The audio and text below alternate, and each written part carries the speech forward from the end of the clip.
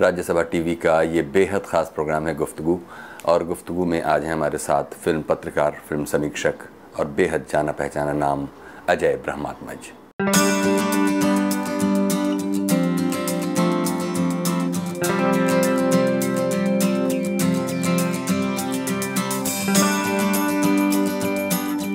अजय ब्रह्मात्मज 30 अक्टूबर 1959 को बिहार के छपरा में जन्मे अजय ब्रह्मात्मज पेशे से एक फिल्म क्रिटिक और जाने माने फिल्म पत्रकार हैं।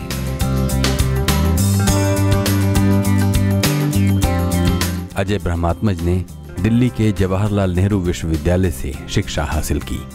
जिस दौर में अजय का बचपन बीता, उस दौर की फिल्मों को अच्छी नजर से नहीं देखा जाता था, या यूं कहे कि फिल्मों को दोयम दर्जे का माना जाता था।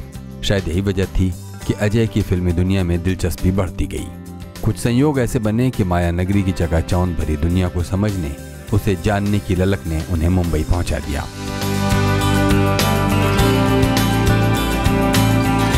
उन्नीस सौ 1990 में मुंबई पहुंचे अजय ब्रह्मात्मज ने फिल्मी दुनिया को करीब से देखा, बारीकी से परखा और उसे समझने की कोशिश की। फिल्मों में बढ़ते रुझान के चलते अजय ने बतौर प्रोफेशन फिल्म पत्रकारिता को चुना और अखबारों और पत्रिकाओं में लिखना शुरू किया। अजय की समझ और संजीदगी ने उन्हें जल्द ही एक अलग पहचान दिलाई। फिल्मों को लेकर अजय ब्रह्मात्मज का अलग नजरिया और अलग सोच उन्हें दूसरे लोगों से अलग करता है। अजय ब्रह्मात्मज ने जहां बड़े बड़े कलाकारों के बेबाकी के साथ इंटरव्यू किए, तो वहीं फिल्मों के रिव्यूज भी अलग नजरिए से लिखे।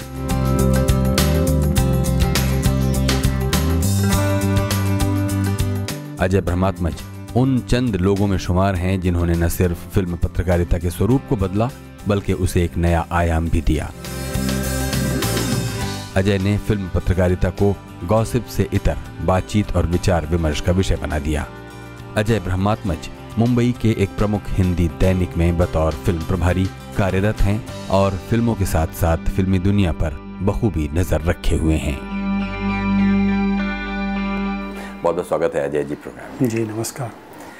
हमें बताइए, शुरुआती अपने कुछ बरसों के बारे में बताते हुए इस तरह बताइए कि आपका जन्म वगैरह कहाँ हुआ और सफ़र कैसे कैसे गुजरता हुआ आप एक फिल्म पत्रकार बने। वैसे तो बहुत विस्तार में जाने पर लंबी कहानी बन जाएगी जी। मैं बिहार में छपरा में पैदा हुआ।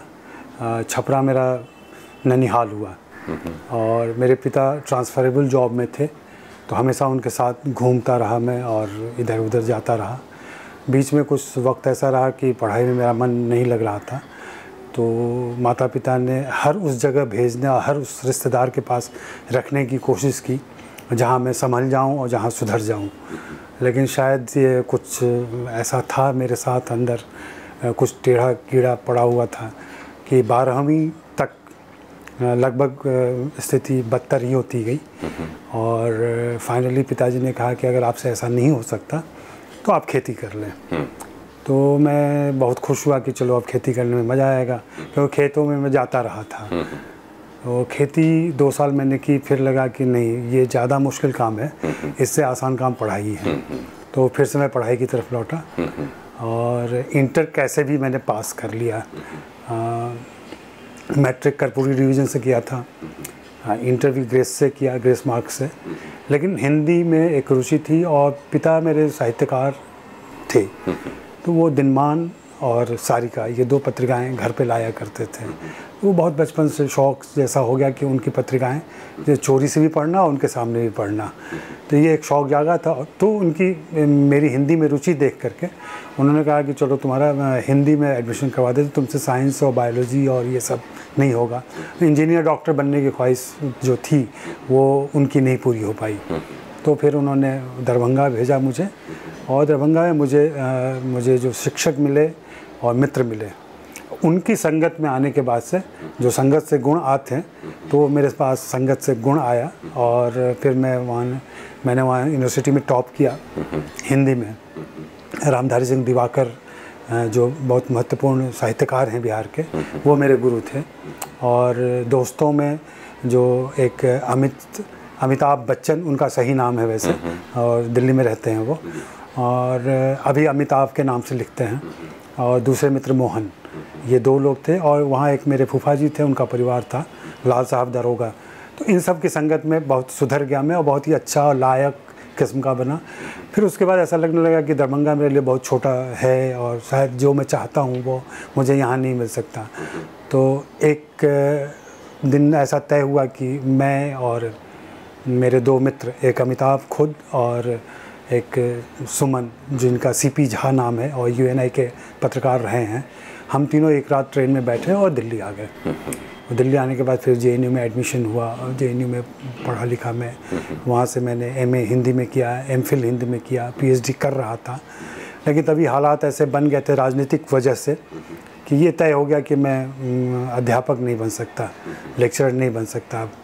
कुछ गुरुओं की इनायत थी, मतलब वो अच्छी बुरी जैसी भी कहें, इससे ये तय हो गया। तो इसी बीच मुझे ऑफ़र मिल गया कि चीन जाओगे क्या। तो मैं वामपंथी रुझान का और एसएफआई में था, एक्टिविस्ट था। तो एक रुचि थी कि चीन जाया जाए, देखा जाए कम्युनिस्ट देश कैसे चलता है। और इस चक्कर में मैं, और खाने, मतलब चीनी खाना ओरिजिनल खाने को मिलेगा, ये भी एक बड़ा कारण था मेरा चीन जाने का। गया था मैं 1 साल के लिए और रह गया 5.5 साल।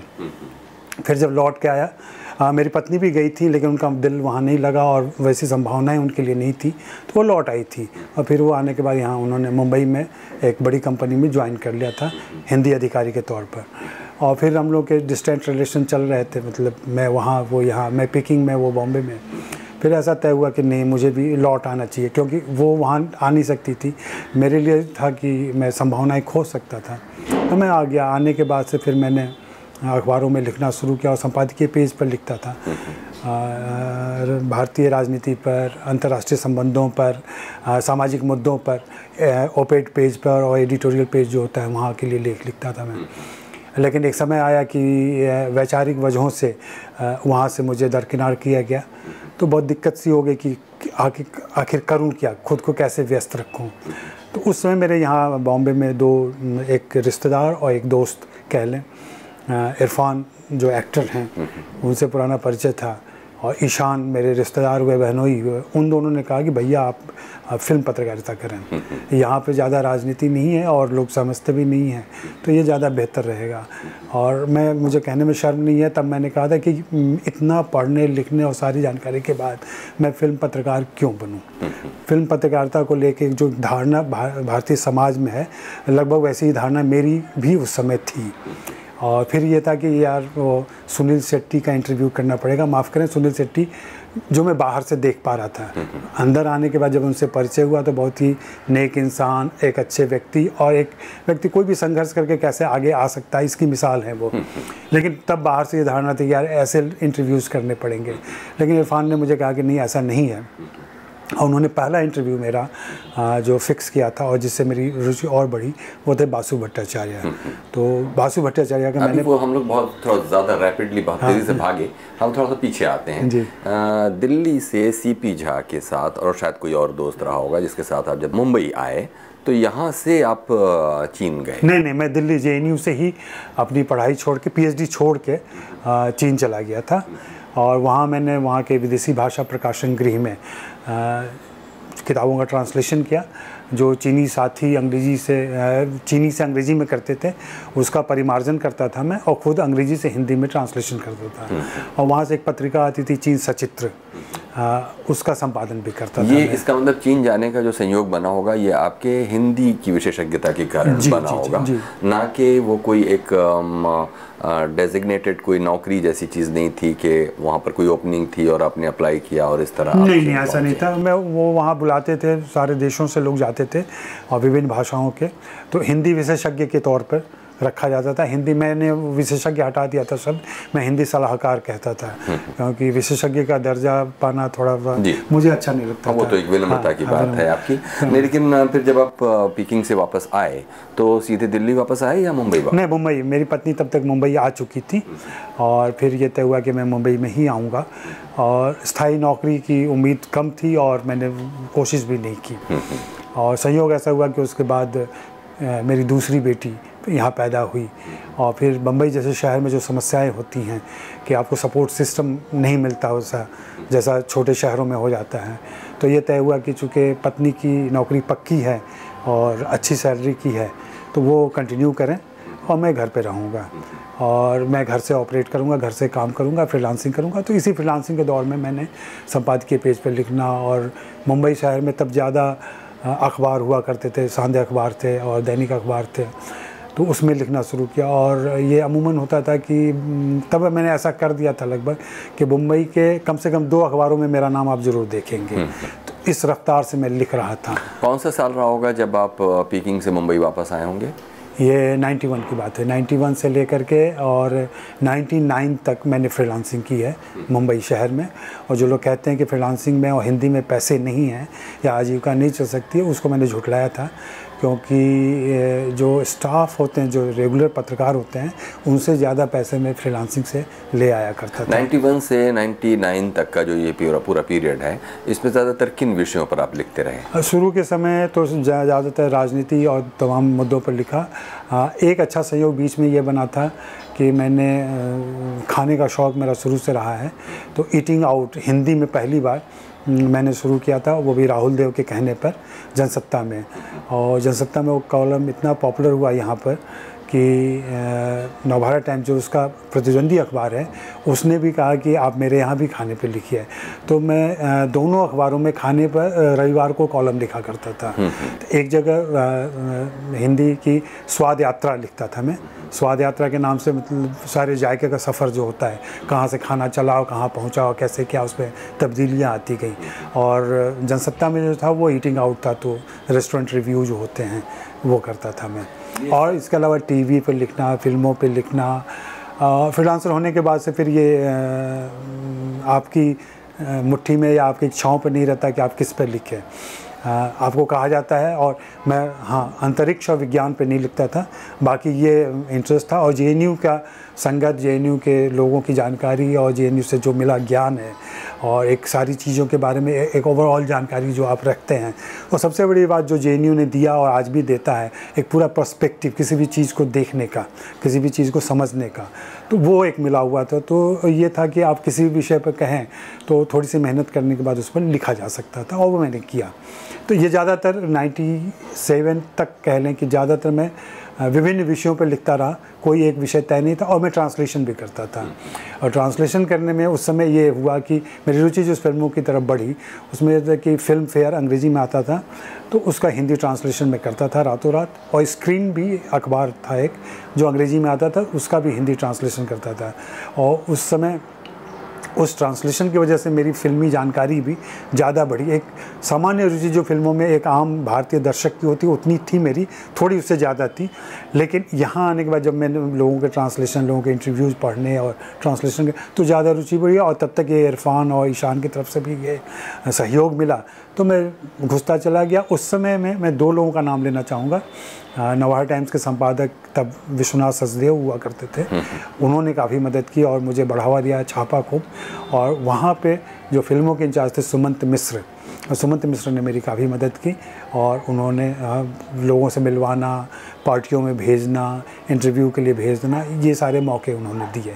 देखिएगा, लेकिन इस बीच में जेएनयू में जो एक बहुत ही अच्छा ब्राइट छात्र, जिसकी लगभग संभावना ये बन गई थी कि वो वहाँ पर अध्यापक बनकर अपना भविष्य संवार सके, परिस्थितियों ने कुछ उसको ऐसा बनाया कि उसे पीकिंग जाना पड़ा। पीकिंग तो फिर भी एक शायद गरिमापूर्ण काम रहा होगा, लेकिन लौटने के बाद वो सब कुछ एक सर्वाइवल की लड़ाई 1991 से 1999 या 97 तक, ये उस तरह की जद्दोजहद की कुछ नहीं बन पाए, तो चलो कुछ करके रोटी कमाएं। नहीं, ऐसा मेरे साथ कभी नहीं रहा। मेरा एक शुरू से मानना है, और हम जो दोस्त हैं जेएनयू से निकले हुए ऐसे, कि हमें जिस हाल में रखोगे हम जी लेंगे। ये एक सिद्धांत है मेरा कि हमें जीना आता है, और जिस भी फील्ड में रहेंगे, ये तो तय था कि जहाँ भी रहेंगे वहाँ कुछ करेंगे और बेहतर करेंगे। तो ये उम्मीद शुरू से थी और कह सकते हैं मैं कॉर्नर होके पहुंचा। मैं किसी मजबूरी में मैं वहाँ नहीं आया था। मुझे हिंदी पत्रकारिता में अगर लगातार मुझे ओपेड पर लिखने दिया जाता तो शायद हो सकता था कि आज मैं एक ओपेड राइटर या उस ढंग से विकसित हो जाता। लेकिन ऐसा हुआ कि वैचारिक वजहों से और किन्हीं और कारणों से, राजनीतिक कारणों से मुझे कॉर्नर किया गया। तब मुझे लगा कि ये विकल्प अच्छा है। और हाँ, शुरू में मुझे भी लग रहा था, जैसा सवाल आपने किया, कि इतना पढ़ने के बाद, और मेरे दोस्तों की भी राय थी कि सब यही फिल्म पत्रकारिता तुम्हें करनी थी तो ग्रेजुएशन के बाद ही चले गए होते, और इतनी पढ़ने की क्या ज़रूरत थी। लेकिन काम करने के बाद और लोगों से मिलने के बाद मुझे ये लगा कि नहीं, जो मैंने बीच में ज्ञान और अनुभव दोनों हासिल किया है वो मेरे काम आज आ रहा है। और ये शुरुआत से ही तय हो गया कि मैं जिससे भी मिलता था वो मेरे सवालों की वजह से मुझे जानते थे, इस वजह से नहीं जानते थे कि मैं किस अखबार से आया हूँ या किस पद पे हूँ, या क्योंकि मैं फ्रीलांसर था।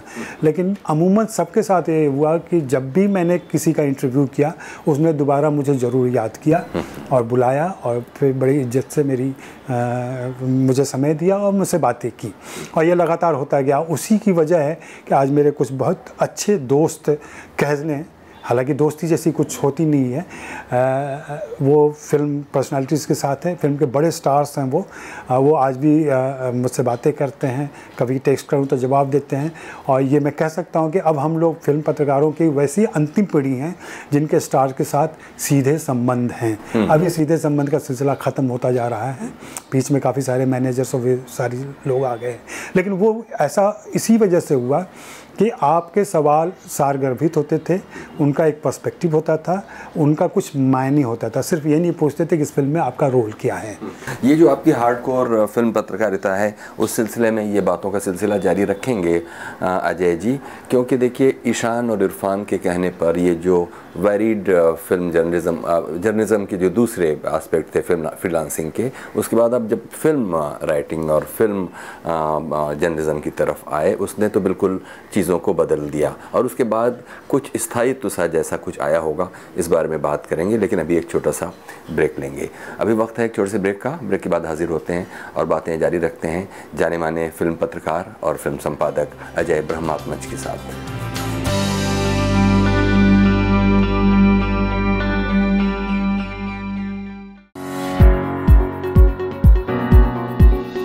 राज्यसभा टीवी का ये बेहद खास प्रोग्राम है गुफ्तगू। नए चेहरे, बड़े बड़े नाम। दो तरह के हीरो होते हैं, हम पर्दे पे नहीं आने वाले हीरो थे उस टाइम। बड़ी खतरनाक तो मार डालती है। हम कई बार उन सारे लोगों को भूल जाते हैं जो कि आपकी ज़िंदगी के बहुत बड़े हिस्सेदार होते हैं। मुझे एक बड़ी गाड़ी खरीदनी है, उस बड़ी गाड़ी उतनी ही देर में यहाँ से अंधेरी जाएगी जितनी देर में मेरी छोटी गाड़ी चलती है। ये मोह के धागे तेरी उंगलियों से उलझे, कोई टोह ना लागे, किस तरह बिरहा ये सुलझे। देखिए गुफ्तगू सीजन 5 सिर्फ राज्यसभा टीवी पर।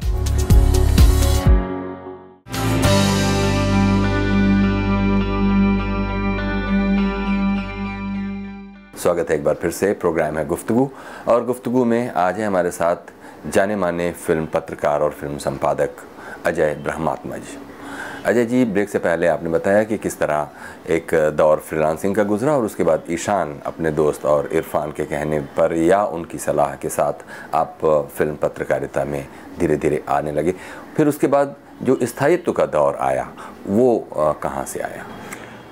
फ्रीलांसिंग में कर रहा था और लोगों को पसंद भी आ रहा था काम मेरा, और डिमांड लगभग ऐसा हुआ कि देश के सारे अखबार और पत्रिकाएं को ज़रूरत होती है फिल्मी सामग्रियों की, और मेरे पास लोगों के ख़त आने लगे थे, फ़ोन आने लगे थे कि भाई ये चाहिए वो चाहिए, डिमांड पे मैं लिखने लगा था। तो उस हिसाब से मुझे कोई दिक्कत नहीं थी, लेकिन एक अनिश्चितता तो थी उसमें कि कब कहाँ लेख छपेगा, कब पैसे आएंगे।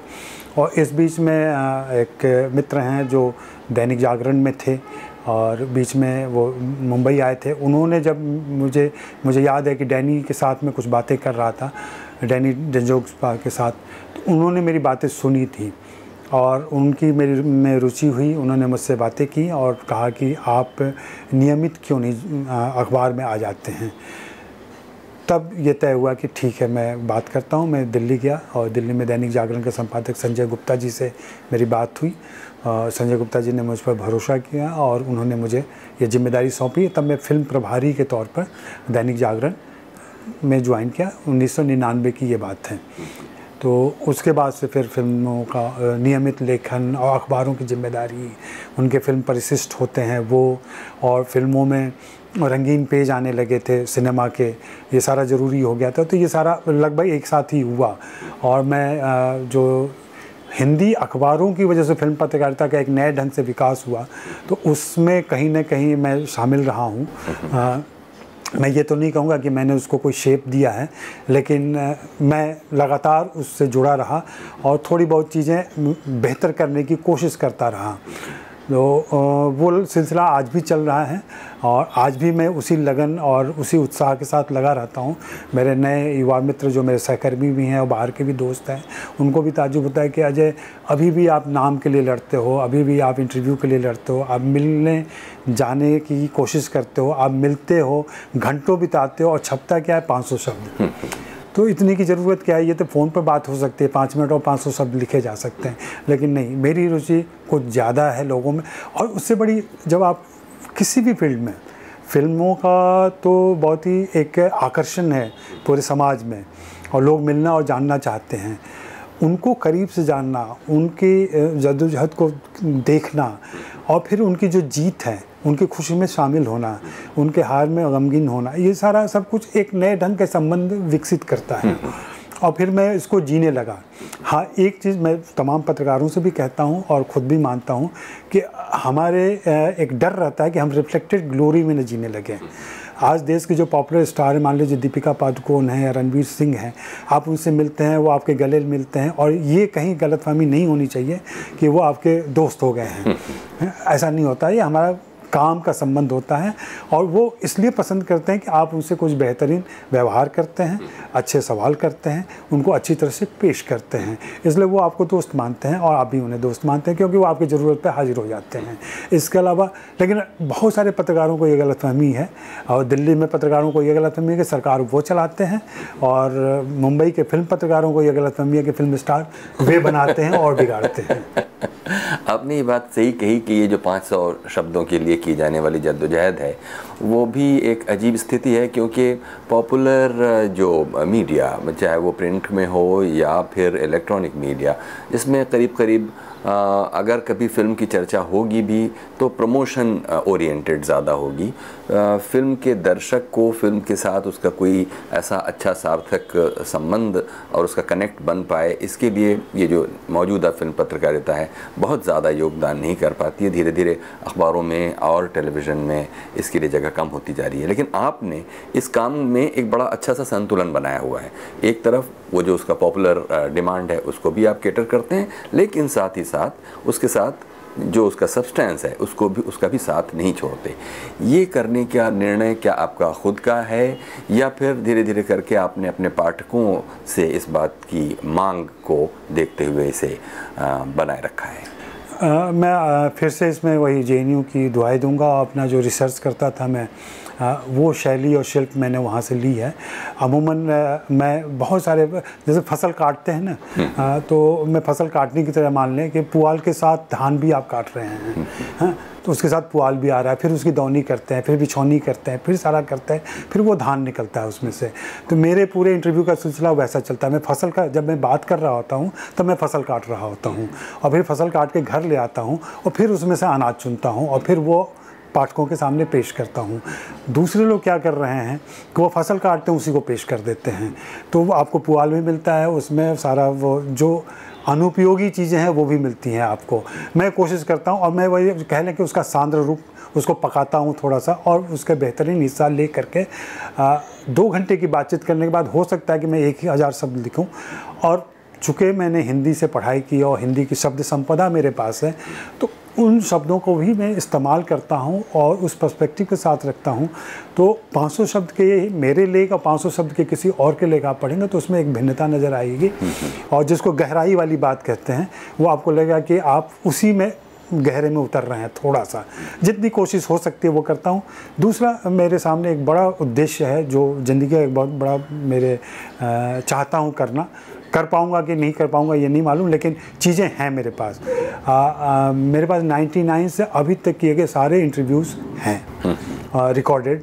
पहले मैग्नेटिक टेप था, उसमें है, बाद में डिजिटल सिस्टम हो गया, उसमें है। ये किसी दिन या तो मैं ओरल म्यूज़ियम खोलूँगा इसका, जो सारे इंटरव्यूज़ मेरे पास हैं, या फिर मैं किसी को चाहे नेशनल आर्काइव में जा कर के जमा कर दूंगा या किसी और को दे दूंगा, क्योंकि ये सारी इतनी बड़ी थाती है मेरे पास, इतनी बड़ी पूंजी है जो पैसों में नहीं काउंट की जा सकती। ये ऐसी ज्ञान संपदा है, अनुभव संपदा है जो मुद्रा में नहीं तब्दील की जा सकती, या किया भी जा सकता है। आने वाले समय में क्या होगा नहीं मालूम, लेकिन ये इंटरव्यूज़ मैं करता रहा हूँ। और जैसा आपने कहा कि क्यों करता हूँ मैं, तो सभी को मालूम है कि मैं एक चवन्नी चैप नाम से ब्लॉग चलाता हूँ। जितने इंटरव्यू मेरे अखबार में छपते हैं उसके डिटेल और उसके विस्तृत इंटरव्यू मेरे चवन्नी चैप पर छपते हैं, और बहुत सारे मेरे पाठक अपनी सुविधा से पूरी दुनिया के वहाँ आकर के मुझे पढ़ सकते हैं। अखबार का क्या है, आज छपा कल आप नहीं पढ़ेंगे, लेकिन चवन्नी चैप पर अगर मैंने उसे डाल दिया है, चाहे वो रिव्यूज़ हो या लंबे इंटरव्यूज़ हों, और मेरे लंबे इंटरव्यूज़ काफ़ी पसंद किए जाते हैं, जो अब तक मैं किसी प्रकाशक को नहीं दे पाया। वो एक अलग राजनीति है फिल्म पत्रकारिता और लेखन और प्रकाशन की, उस पर कभी मौके मिले तो बात किया जाएगा। लेकिन वहाँ मुझे करने से बहुत खुशी होती है कि लोग वहाँ पढ़ने आते हैं और फिर चाहते हैं कि अगला इंटरव्यू मैं किसका कर रहा हूँ, जहाँ वो बातें कर सकें। फिर मैंने अभी सोशल मीडिया का इतना बड़ा असर हो गया कि मैं देख रहा हूँ कि ट्विटर, फेसबुक और इन सारे मीडियम से आप कैसे कनेक्ट बना सकते हैं अपने रीडर्स से। अब जैसे हाल ही में मनोज वाजपेयी से मैंने जब इंटरव्यू किया तो मैंने फेसबुक पर डाल दिया कि मनोज से सवाल पूछें। मुझे बिल्कुल भरोसा नहीं था, आधे घंटे के अंदर मेरे पास 20 सवाल थे, और जो बिल्कुल एक आम पत्रकार जो पूछता है उससे अलग सवाल थे। ये दर्शकों के सवाल थे, और बहुत ही ईमानदार जिज्ञासाएं या ईमानदार आलोचना उसमें रहती है। यहाँ पर एक आपको टोकेंगे, कुछ आपने ये भी देखा होगा कि जो पुराने पत्रकार थे, फिल्म पत्रकार, चूँकि मुंबई में रहते हुए अब आपको अच्छा समय हो गया, जो पुराने फिल्म पत्रकार थे उनसे जब आपकी बातें होती हैं तो वो क्या बताते हैं कि अब इसमें ख़ास तौर पर मूल्यों में, फिल्म पत्रकारिता के मूल्यों में, अप्रोच में, उसको मिलने वाले स्पेस में किस तरह का कोई एक गुणात्मक बदलाव जैसा आ गया है? नहीं, वो तो आया, गुणात्मक बदलाव तो बहुत अवश्यंभावी तरीके से है, क्योंकि समय बदला है और चीज़ों को पेश करना, जो फिल्म रिलीज़ होती है, अभी सारी जो चर्चा पत्रकारिता की होती है या जो हम लोग करते हैं वो रिलीज़ सेंट्रिक होती है। फिल्म जब रिलीज़ होती है तभी स्टार अवेलेबल होते हैं और तभी सारी एक्टिविटीज़ चलती है और सारी सुविधाएं मिलती हैं आपको, उस समय आप करते हैं। पहले ऐसा नहीं होता था, मैं भी जब आया तब भी ऐसा नहीं होता था। लेकिन तब एक समस्या थी कि हिंदी के पत्रकार, माफ़ करेंगे इस शब्द के लिए, लेकिन झोलटंग पत्रकार कहे जाते थे। इसका मतलब? झोलटंग मतलब एक थैला लटकाए हुए हैं, बहुत ही कह लें कि बहुत तैयारी के साथ नहीं है वो, और कपड़े भी जैसे तैसे मुड़े तुड़े पहने हुए हैं। उन्होंने जैसे मान लिया है कि यही हम हैं, मतलब एक गरीब पत्रकार दिखना और वैसा ही व्यवहार करना, ये उनके चप्पल फटी हुई है या कुछ और है, इस ढंग से। मैंने शुरू से इस बात को रखा कि अगर मैं किसी से मिलने जा रहा हूँ तो मैं टैक्सी से जाऊँगा या सुविधाजनक तरीके से जाऊँगा, क्योंकि जब मैं मिल रहा हूँ तो मेरे चेहरे से पसीना न टपक रहा हो, सामने वाला ये महसूस करे कि मैं भी उसके बराबर या उसके हैसियत का हूँ। ठीक है कि मेरा फील्ड अलग है, उनका फील्ड अलग है, लेकिन हम बराबर के हैसियत से मिलें, हम याचक और दाता के भाव से न मिलें। और इसका बहुत बड़ा फ़र्क पड़ता है कि आप कैसे मिलते हैं, आपका एटीट्यूड क्या है।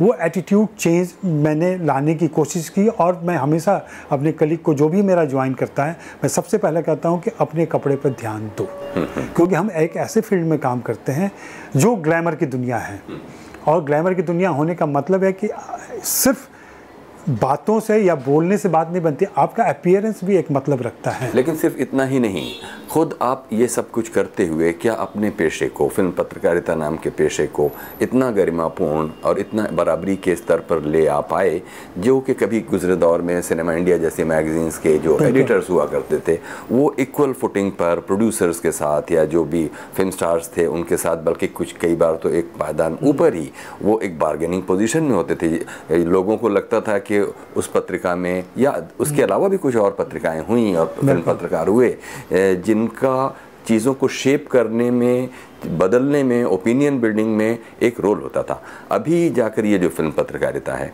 उसमें आम तौर पर क्या आपको नहीं लगता कि आप एक रिसीविंग एंड पर हैं और आपके ऊपर कुछ उपकार किया जा रहा है, जितने बड़े पैमाने पर पब्लिसिटी और प्रमोशन पर पैसा फेंका जाता है उसमें आपको भी लुभाने के लिए, आपकी ओपिनियन को प्रभावित करने के लिए वो सारे साम दाम दंड भेद मौजूद हैं? हाँ, ये तो बिल्कुल किया जा रहा है, लेकिन वही वहाँ तब आपका विवेक और आपकी अपनी पढ़ाई लिखाई और आपका पर्सपेक्टिव ये काम आता है, क्योंकि मौके तो वही मिलेंगे, वही 15 मिनट का समय आपको मिलना है। चूँकि मैं एक बड़े अखबार में काम करता हूँ तो मुझे ये समय अलग से मिल जाता है और एक अनुभव रहा है वो मुझे जो नए लोग हैं मुझे चेहरे से जानते हैं, नाम से जानते हैं, जैसे भी है, तो एक इज़्ज़त और एक बराबरी का स्तर मुझे मिल जाता है। बाकी हिंदी पत्रकारों को, ख़ास करके मैं हिंदी पत्रकार नाम ले रहा हूँ, हिंदी पत्रकारों को ये सहूलियत नहीं मिल पाती है, उनके साथ दिक्कत होती है। उन सभी को मैं यही सलाह देता हूँ कि अगर आप ग्रुप में भी बात कर रहे हैं, कहीं जा रहे हैं, तो आपके सवाल इतने नुकीले और बेहतरीन होने चाहिए कि वो चुभें उनको। चुभने का मतलब ये सिर्फ उनको जख्मी करना नहीं होता है, उनको खुश करना भी हो सकता है, उंगली लगने से गुदगुदी भी हो सकती है। सीधा सा मतलब है कि आपको वो याद रखें और पहले वो चेहरे से याद रखेंगे, फिर आपको नाम से याद रखेंगे और फिर आपको काम से याद रखेंगे। ये तीनों में एक वक्त लगता है और लेकिन अभी के जो पत्रकार नए आए हैं उनमें थोड़ी पेशेंस की कमी है और कई बार ऐसा भी लगता है कि वो एक रूटीन काम की तरह लेते हैं, जाओ या मतलब वो कभी नहीं भी गए और एक टेप भेज दिया तो भी उनका काम चल जाता है। तो पत्रकारिता तो वैसे भी हो सकती है और हो जा रही है। वही है कि आपकी संलग्नता कितनी है, आप कितना इन्वॉल्व हो, और अगर इन्वॉल्व होते हो तो आपको ज़्यादा बेहतर चीज़ें मिलती हैं और वो हम करते रहते हैं। इसका दबाव है क्योंकि स्टार आपको तभी मिलेगा जब वो चाहेगा, फिल्मों के जो निश्चित स्टार हैं वो तभी मिलेंगे जब उनकी फिल्म रिलीज़ पर आएगी। लेकिन यहाँ एक सिलसिला ये भी बनता है कि भाई आप अगर एक फिल्म पत्रकार हैं तो आपको इतिहास और उनके आने वाली चीज़ों की जानकारी है, तो एक पर्सपेक्टिव में उसके पहले से आप बातें कर सकते हैं, अपने अखबारों को दे सकते हैं। दर्शकों की और पाठकों की ऐसी कोई डिमांड आपके पास नहीं है। हम क्या पढ़ाना चाहते हैं और हम क्या दे रहे हैं उनको, ये कई बार हम तय करते हैं और पाठकों को उसकी आदत हो जाती है, फिर वो वैसे ही मांगने लगते हैं और हम फिर ये कहते हैं कि नहीं, पाठक हमसे यही चाहता है। तो कई बार हमारी लापरवाही है और हिंदी पत्रकारिता या फिल्म पत्रकारिता के साथ एज सच ये जुड़ा हुआ है कि बहुत ही गैर जिम्मेदार पत्रकारिता है ये, क्योंकि दूसरी किसी भी फील्ड में आप कुछ भी बात लिखें तो आप पर मानहानि का मुकदमा हो सकता है, आपको कोर्ट में घसीटा जा सकता है। लेकिन फिल्म पत्रकारिता में आपने किसी बड़े स्टार के बारे में कुछ उनके बेडरूम की बातें लिख दी तो वो स्टार आपके पास पलट कर नहीं आता जब तक उसका निजी नुकसान नहीं हो रहा हो कि आपने ऐसा क्यों लिखा और किस आधार पर लिखा। हम अपने देखने वालों को याद दिला दें कि आप गुफ्तगू में आज मिल रहे हैं अजय ब्रह्मात्मज के साथ, जो कि बड़े ही मशहूर फिल्म पत्रकार और फिल्म संपादक हैं। बातों का ये जो सिलसिला है उसको आगे बढ़ाते हुए हम अजय ब्रह्मात्मज का पहले तो आपका बहुत बहुत हम शुक्रिया अदा करना चाहते हैं कि आपने अपने इतने व्यस्त शेड्यूल में से हमारे लिए इतना वक्त निकाला है। फिल्म पत्रकार और समीक्षक विनोद भारद्वाज अपने एक संस्मरण हमको सुनाते हुए बताते हैं कि किस तरह से किसी एक पर्टिकुलर फिल्म की स्क्रीनिंग में उनको बुलाया गया और जो बुलाने वाले थे वो जाहिर है कि आयोजक बाहर खड़े हुए थे और फिल्म अच्छी नहीं थी और उसको देखने के बीच में ही वो निकल कर जाने लगे। और वो एक कशमकश ऐसी होती है कि जिसने आपको बुलाया है वो बाहर खड़ा है और अब आप फिल्म छोड़कर बाहर जा रहे हैं। ऐसी जब स्थितियां आती हैं, कुछ ऐसे एनेक्डोट्स आप भी हमारे लिए याद कीजिए, क्योंकि हर हफ्ते आपको कई फिल्में देखने का मौका मिलता है और तब इसको कैसे मैनेज किया जाता है? मैं सबको बताता भी हूँ कि बुरी फिल्म अगर संयोग से, एक तो ऐसा होता है कि हम घर से ये सोच कर नहीं निकलते हैं कि आज एक बुरी फिल्म देखेंगे और उसकी बहुत ही तिक्त आलोचना करेंगे या उसकी समीक्षा करेंगे। हम हमेशा घर से ये सोच कर निकलते हैं कि आज एक बेहतरीन फिल्में देखने का मौका मिलेगा। लेकिन अगर वो फिल्म बुरी निकलती है तो पूरा माहौल जो होता है, मैं जिसको कहता हूँ वो मातम वाला हो जाता है कि किसी के मातम पुरसी के लिए आप गए हों। और फिर जब आप निकलते हैं तो बोलते कुछ नहीं हैं, सिर्फ हाथों से और इशारों से बातें होती हैं। और जहाँ लगभग मैं खुद को वैसी स्थिति पाता हूँ ये समझाने की भाई जो होना था सो हो गया, अब आपको आगे दुनिया देखनी है। और वो जैसे जो कहते हैं आप श्मशान से या कब्रिस्तान से निकलते समय रिश्तेदारों को या घर परिवार के लोगों को, लगभग वैसी ही स्थिति निर्देशक और निर्माता के साथ और हमारी जो उसमें शामिल होने आए हैं उनकी हो जाती है।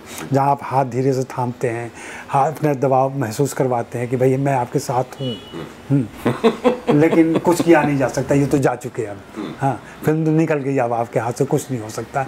तो बहुत ही कह लें हास्यास्पद होता है वो, लेकिन ये डेली रूटीन है। दूसरा, फिल्म अच्छी होती है ना तो किसी को कहने की ज़रूरत नहीं होती है। 15 मिनट और इंटरवल आते आते पूरे गहमा गहमी हो जाती है थिएटर के अंदर। लोग जानना चाहते हैं कि ये नया कलाकार कौन है, ये नया डायरेक्टर कौन है, या पुराने लोग आए तो उनका नंबर जुटाओ या फ़ोन करना होगा, इतनी अच्छी फिल्म बना दी है उसने। ऐसा भी होता है। मुझे याद है बैंड बाजा बारात जब हम देखने गए थे, किसी को नहीं मालूम था कि रणवीर सिंह कौन है, उस फिल्म का डायरेक्टर कौन है। और इंटरवल आते आते ये हालत हो गई थी कि वहाँ जो उस फिल्म से संबंधित पीआर थे तो उनको नंबर जुटा के देना पड़ रहा था, भाई ये नंबर है, ये नंबर है, ये नंबर है, और वहीं से बज़ बन गया। तो फिल्मों का बज़ ऐसा बनता है कई बार, और चूँकि फिल्म अच्छी थी तो ऐसा हो गया। लेकिन ये जैसा आपने कहा कि इस तरीके के अनुभव होते हैं जो बहुत ही बुरे भी होते हैं कई बार। सबसे अच्छा मुझे जो व्यक्तिगत तौर पर जिन लोगों के साथ भी मैं मिला या जिनके साथ समय गुजारा या जिनके साथ बातें हुई, मैंने सब में एक बड़ा ही मानवीय पक्ष देखा जो उनके चमकदार चेहरे से बिल्कुल अलग होता है। और मैं इसको बार बार दोहराता हूँ कि एक बार बारिश में, बहुत तेज़ बारिश जो बम्बई में होती है, और मैं गया था इंटरव्यू करने के लिए ऐश्वर्या राय का, और मेरी तबीयत भी थोड़ी ख़राब थी, जुकाम भी था, और मैं पूरा गीला हो चुका था ऊपर से नीचे तक बारिश में।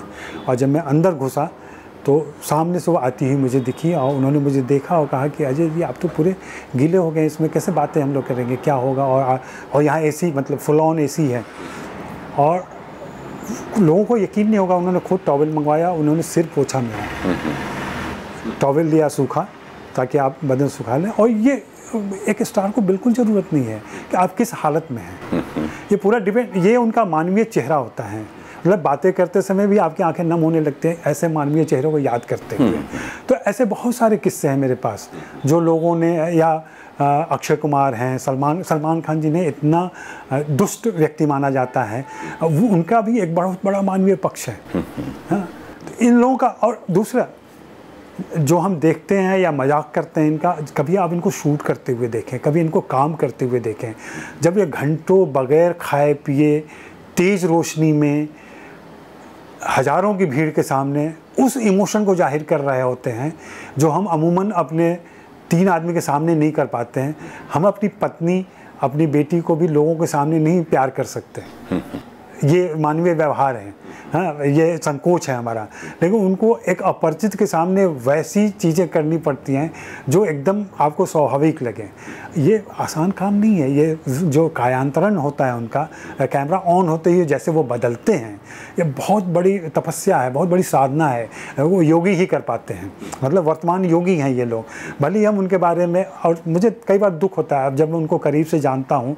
आने के पहले ज़रूर मेरी धारणा वैसी ही थी जैसे भारतीय समाज की है, लेकिन अब अगर मुझे कोई थर्ड पर्सन में भी बात करता है, अगर कोई मुझसे कहे कि दीपिका क्या करती है, तो मुझे दुख होता है। आप दीपिका क्या करती हैं तो कह सकते हैं ना हिंदी में, तो ये आपको अधिकार नहीं मिलता। या उनके प्रति थर्ड पर्सन में बातें करना, या और उनकी ज़िंदगी में क्या चल रहा है, रणबीर के साथ क्या हो रहा है उनके साथ, तो ये गॉसिपिंग, पूरा देश गॉसिपिंग में ज़्यादा बिलीव करता है, और वो चाहता भी है। मैं व्यक्तिगत तौर पर अगर किसी से मिल रहा होता हूँ तो लोगों की ये शैली, शिल्प, इतिहास, कहानी में ज़्यादा रुचि नहीं रहती है। उनकी ज़िंदगी में क्या चल रहा है, उनके बेडरूम में क्या चल रहा है, उनके प्यार में क्या चल रहा है। और इधर लगातार मैंने देखा है कि जब मैं टीवी वाले आते हैं, बाइट्स लेने आते हैं, पुराने स्टार्स के बारे में बातें करते हैं, तो सबके मन में ये जानने की इच्छा होती है। और जो मैंने देखा कि सारे सवालों का सार ये होता है कि वो हम बिस्तर तो हो गए थे ना, हमारी पूरी कोशिश ये जानने की रहती है उनके प्यार के संबंध कितने मजबूत हुए, कैसे बने, ये नहीं है। क्या होता है कि जब आप एक फ़िल्म शूट कर रहे हैं, 50 दिन एक साथ हैं, तो एक दूसरे के साथ बहुत ही संबंध नज़दीकी बनेंगे, ये स्वाभाविक बात है। आप विपरीत लिंग के हैं तो और ज़्यादा बनेंगे। उसमें हो सकता है कोई भावुक क्षण भी हो, लेकिन हमारी रुचि उस भावुक क्षण और उस काम में नहीं है, उसके नतीजे से काम कैसा हुआ है, हमारा है कि उसका हुआ क्या। और ये गॉसिपिंग का तरीका है। अब धीरे धीरे इतने सालों के अभ्यास के बाद मैंने थोड़ा सा महसूस किया है कि कहीं ना कहीं एक क्लास स्ट्रगल भी हमारा चल रहा होता है। सारे पत्रकार हम या तो लोअर मिडिल क्लास से आते हैं या मिडिल क्लास से आते हैं। फिल्म की बिरादरी जो है वो चाहे किसी भी क्लास से आती हो, कामयाब होने के बाद से वो अपर क्लास की हो जाती है। तो हमारा एक वर्ग संघर्ष जो शब्दों में बगैर कहे हुए चल रहा होता है कि हम में उनसे एक नफ़रत सी रहती है, उनकी अमीरी से, उनकी नफासत से, उनकी सारी चीज़ों से। तो हम उसमें हमेशा नुक्स खोजने की कोशिश करते हैं। इसलिए हम व्यक्तिगत ज़िंदगी को पत्रकारिता में लाने की कोशिश करते हैं। लेकिन जैसे ही आप फिल्मों पर बात करेंगे, फिल्मों की मेकिंग पर बात करेंगे, तो ये सारी चीज़ें दरकिनार हो जाती हैं और छोटी हो जाती हैं। क्योंकि आज कोई याद नहीं करता कि राजेश खन्ना की ज़िंदगी में क्या हुआ था। आज हम उनके आनंद याद करते हैं, आज हम उनके सफ़र याद करते हैं, आज हम उनकी फिल्में नमक हराम से लेकर तमाम फिल्में याद करते हैं या पॉपुलर आराधना याद करते हैं। देखिए वो तो बात ठीक है, क्योंकि अब ये इंसान ही है जिसके अंदर अच्छाइयाँ और बुराइयाँ होती हैं और वो अपने स्टार्स के दोनों पहलुओं को देखना चाहता है। उस पर हम कुछ बहुत अच्छे बुरे का फैसला शायद ना ही करें तो ज़्यादा अच्छा है। ये ज़रूर है कि उनकी जो मेहनत है, जो जिस योगी होने की बात आप कर रहे हैं, उसकी तरफ ज़रूर नज़र रखी जानी चाहिए, क्योंकि उसके बिना जो कुछ एंड प्रोडक्ट बनता है उसका फिर लुत्फ़ नहीं उठाया जा सकता। अजय जी, समय कुछ एक ऐसी चीज़ है जो हमें अब यहाँ पर धीरे धीरे रोकेगी। ये ज़रूर है कि आपके पास जो अनुभवों का ख़जाना है उसमें बहुत सारे ऐसे एरियाज़ थे जिस पर हम बात करना चाहते थे, लेकिन बिल्कुल चलते चलते आप हमको ये बताइए कि जिस पत्रकारिता को, फिल्म पत्रकारिता को जिसको आपने चुना है और जिसके भीतर आप बिल्कुल रमे हुए हैं, इसका जो सैचुरेशन का भी कोई एक पॉइंट होता है, वो भी क्या कभी आने वाला सा दिखता है? वो लग सकता है और वो होता भी है। कई बार लगता है कि अब आगे क्या। तो अब आगे क्या में जो मेरी अपनी धारणा है वो है कि एक म्यूज़ियम या जो मैंने इंटरव्यूज़ किए हैं उनको सिलसिलेवार तरीके से पुस्तक के रूप में लाने की कोशिश करूं मैं, और जो दूसरों को फ़ायदा हो। दूसरा, मेरी हमेशा से कोशिश रही है और मैं जानता हूं और ऐसा दिखता भी है कि पूरा उत्तर भारत प्रतिभाओं से कुलबुला रहा है और उनको हिंदी फिल्मों में आने की ज़रूरत है। मेरी हमेशा से ये कोशिश रही है कि हिंदी फिल्म इंडस्ट्री के जो कामयाब लोग हैं और उनको उत्तर भारत से जोड़ूं मैं। कैसे हो सकता है उसकी कोशिश करता रहता हूं मैं, और इन दोनों को मिलवाने की, चाहे वर्कशॉप के ज़रिए हो, लेक्चर के ज़रिए हो, लोगों से मिलने के ज़रिए हो। कई बार लोगों को लगता है कि मैं पक्षपात करता हूं उत्तर भारत का, तो हाँ मैं करता हूं। इसलिए करता हूं कि मुझे लगता है कि उत्तर भारतीय हिंदी फिल्म इंडस्ट्री में उस ढंग से ध्यान में नहीं रखे जाते हैं और उनको जिस फुटिंग की ज़रूरत है वो नहीं मिल पा रहा है उनको, और उसके लिए थोड़ी सी उनको मतलब कभी उंगली पकड़ लेने की ज़रूरत है, कभी थोड़ा पावदान पर चढ़ा देने की ज़रूरत है। वो थोड़ा सा मिल जाए तो आप प्रतिभा की कमी नहीं है। क्योंकि मैं मानता हूँ कि पिछले 15 सालों में जो हिंदी सिनेमा का विकास हुआ है वह ऐसी ही प्रतिभाओं से हुआ है जो मुंबई की नहीं रही हैं। आप सिंपली, बहुत छोटा सा समय है तो मैं बताना चाहूँगा कि फिल्म इंडस्ट्री के जो लोग फिल्में बना रहे हैं उनकी फिल्में आप देखें तो या वो सीक्वल बना रहे हैं, या फ्रेंचाइजी बना रहे हैं, या रीमेक बना रहे हैं ज़्यादातर लोग, या फिर घिसे पीटे वही फार्मूले बना रहे हैं। जबकि बाहर से आए फिल्म मेकर जो पिछले 15 सालों में देश के अनेक कोनों से आए हैं, चाहे वो अनुराग कश्यप हों, विशाल भारद्वाज हों, इम्तियाज़ अली हों, अनुराग बसु हों, इवन मधुर भंडारकर हों। मधुर भंडारकर को मैं बाहर का आदमी मानता हूं क्योंकि वो मुंबई के एक चौल से या ऐसे इलाके से आते हैं जो मुंबई नहीं है। ये इन सारे लोगों की फिल्मों से फिल्मों का विषय संबंधी विस्तार हुआ है, शिल्प में विस्तार हुआ है, कथ्य में विस्तार हुआ है, और ये ओरिजिनल कहानियाँ लेकर के आ रहे हैं।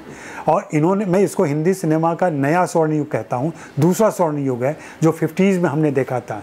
आप यकीन करें 20 साल के बाद ये पूरा दौर याद किया जाएगा कि इतनी सारी प्रतिभाएं एक साथ इतना सारा काम कर रही थी। और ये बहुत, मैं हिंदी सिनेमा के दूसरे सुनहरे दौर का मैं साक्षी रहा हूँ, तो इसको मैं लिखना चाहता हूँ, इसको बताना चाहता हूँ, उनको रेखांकित करना चाहता हूँ जो इन लोगों ने काम किया है और अभी तक अनसंग हैं। उनकी प्रतिभाओं का, उनके योगदान का मूल्यांकन नहीं हुआ है। और एक और व्यक्ति हैं जिनका मैं मूल्यांकन करना चाहता हूं, कभी मौका मिला, वो हैं श्याम बेनेगल।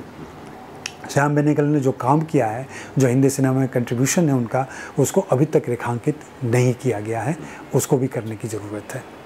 बहुत बहुत शुक्रिया अजय जी, आपने हमारे लिए इतना वक्त दिया। लेकिन मैं एक सवाल भूल गया आपसे पूछना, आपका नाम जो अजय के साथ ब्रह्मात्मज है, ये इतना मुश्किल है यारों के लिए प्रोनाउंस करना, ये क्या नाम आपके पिता ने ही रखा था?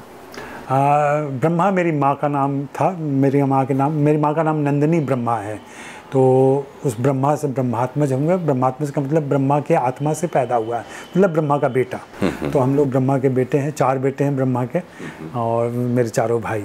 और मेरी बेटी ने सिर्फ कैरी किया है, वो कोशी ब्रह्मात्मज लिखती है, तो वो हम 5 लोग हैं पूरी दुनिया में। मतलब ये कि आपका नाम आपके पिता ने ही ये रखा है, मतलब उसमें आपने बाद में मेरा अपने कोई योगदान नहीं है। हाँ।